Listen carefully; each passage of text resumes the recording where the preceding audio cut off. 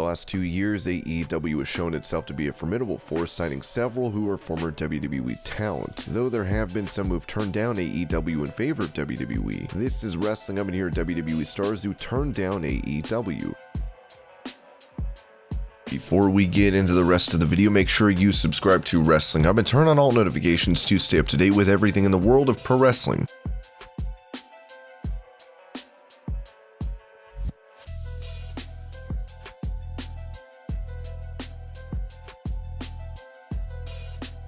Gallows and Anderson were released from WWE in the 2020 mass releases during the company-wide cuts on April 15th. Their release came as a shock to fans who had seen them in the main event of WrestleMania only 2 weeks prior, but it was also a shock to their best friend AJ Styles, who was the one responsible for bringing them to the company. Gallows and Anderson revealed in June 2019 Match Accident sent them plans for their debut in October. They were close to signing contracts with AEW, but Triple H managed to convince them to stay. Machine gun music is gonna hit, I'm gonna come out, Gallows comes from behind, we walk to the ring. We too sweet the Young Bucks and Kenny, turn around, everyone's happy, and then we beat the hell out of them. It's one of the biggest regrets of my life that didn't happen. It kills me badly. On top of that, night signing with AEW soured their relationship. Gallows and Anderson had assured their friends they would be joining AEW. However, when WWE offered them more money, they stayed and things went bad. I would say for a good 6 months we told the Bucks and Kenny we're coming, no matter what, because we were that ready to go. There were some hard feelings, I think, because I think people trusted the Bucks and they told other parties that we were coming, and then we didn't come and it made them look like they couldn't close the deal. Gallows and Anderson have since made up with AEW and are currently signed with Impact. However, thanks to the open door between promotions, they wrestle on AEW as well.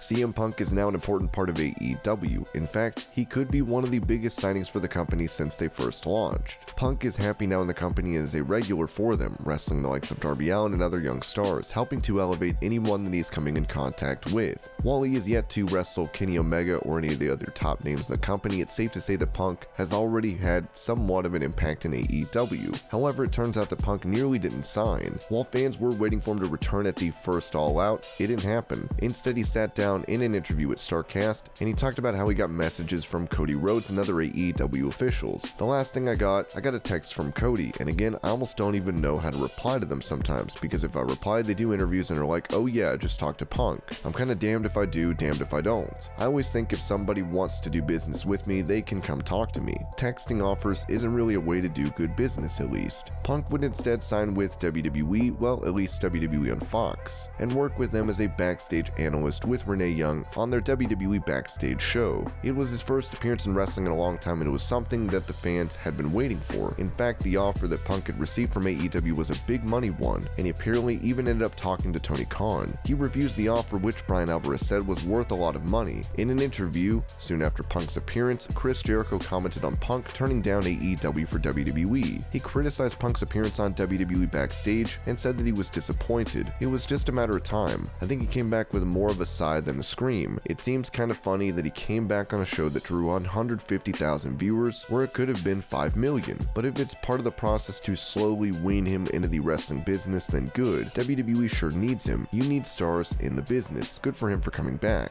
I just think it was not as big as it could have been or should have been. He's back for the first time in 5 years and no one really cares, but I'm sure it will lead to more. I don't see how it can't. I'm not disappointed. I know there were some conversations, but Punk's his own guy. Could we have used him? Yes. Does it hurt us not to have him? Not at all. Since Punk is signed with AEW now and become such an integral part of their shows, it's clear AEW could use him. However, had Punk joined WWE in a wrestling capacity back in 2019, the situation in wrestling might have been completely different.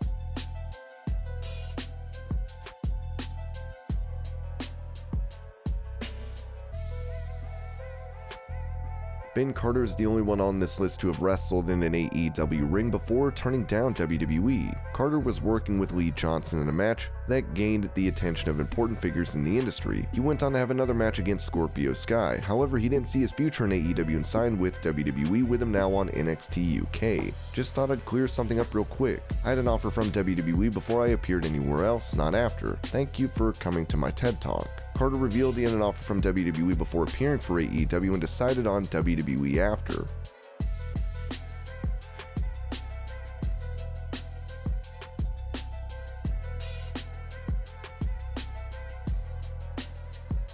LA Knight was let go from WWE in 2014 and he went through quite a bit to make it back. The reason he originally left was because of his relationship with former Performance Center head coach Bill DeMott. DeMott has since been called out for abusing stars in WWE's Performance Center and was eventually let go. The poor management of DeMott would lead to a number of stars not staying with WWE, including current AEW champion Kenny Omega. As his persona Eli Drake, he enjoyed a fair share of success and impact. He won so many titles in the company, including the World Championship, and it was this stint that made it easier for LA Knight to return to WWE under the NXT brand. He barely made it back. He was close to signing with AEW twice. Knight shared that AEW deal was so close to happening to the point where his entrance music was already prepped. His first chance to join AEW was after his Impact Wrestling tenure as Eli Drake ended in 2019. WWE and AEW had interest, with WWE wanting to bring him in as the real-life Shawn Ricker. He revealed that when it came to AEW, the two parties could not come to an agreement. We had a deal worked out, and then we didn't.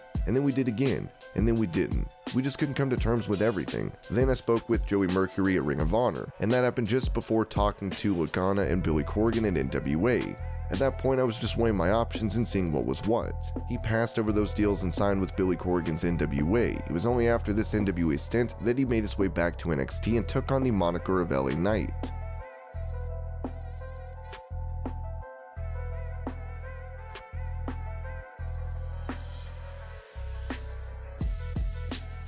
Cain Velasquez is one of the greatest UFC fighters. The former heavyweight champion debuted in WWE, but injury and poor wrestling ability worked against him. While he got to face Brock Lesnar, it didn't work out and he was released once the pandemic hit. According to Meltzer, Cain was in talks with AEW and New Japan. This came after his match at Triple Mania 27. However, he decided to go with WWE.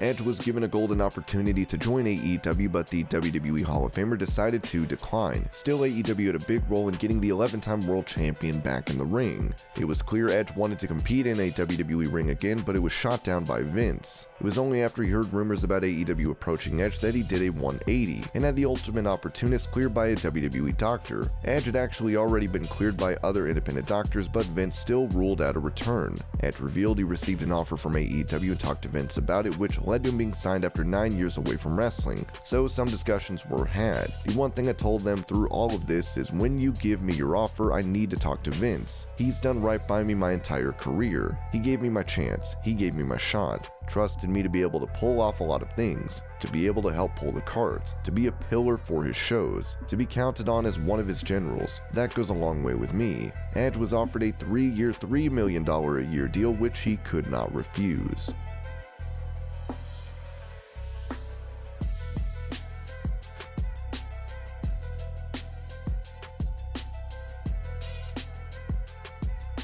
In 2019, Randy Orton posted a photo next to a sign that read Elite Level, and he tagged multiple stars from AEW and WWE. His 10-year contract with WWE was about to expire, but he re-signed a multi-year deal 2 weeks after teasing a move to AEW. According to the Wrestling Observer, this was not just Orton fooling around and looking to get a better deal with WWE. He was in talks with AEW and received an offer. Unfortunately, the offer was not big enough. The report stated he felt he was worth as much as Chris Jericho to AEW, if not more. As a result, he stayed with WWE, leading to one of his best runs, as he feuded with Edge, Jeff Hardy, Drew McIntyre, and is now teamed with Riddle to form RK Bro.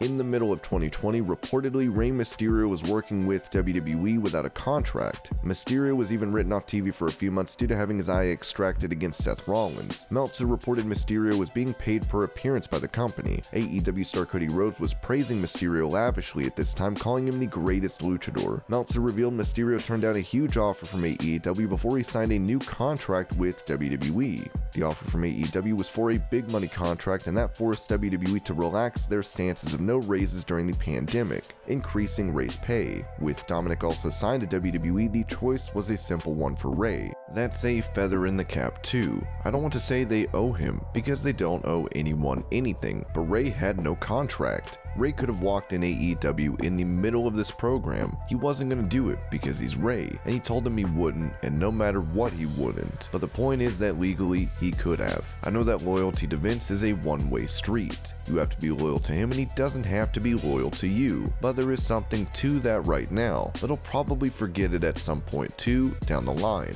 Usually, it's sooner than later.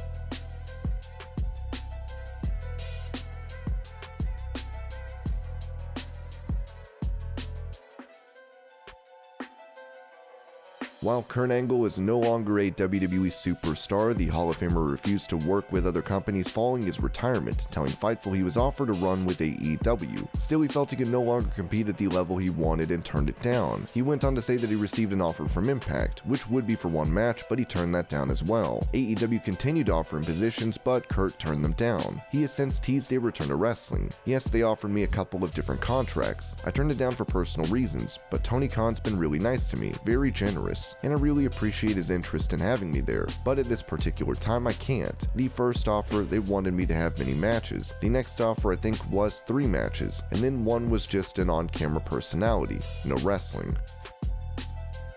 And these were WWE stars who turned down AEW. I hope you're all having a great day. Thank you so much for watching, and I'll see you later.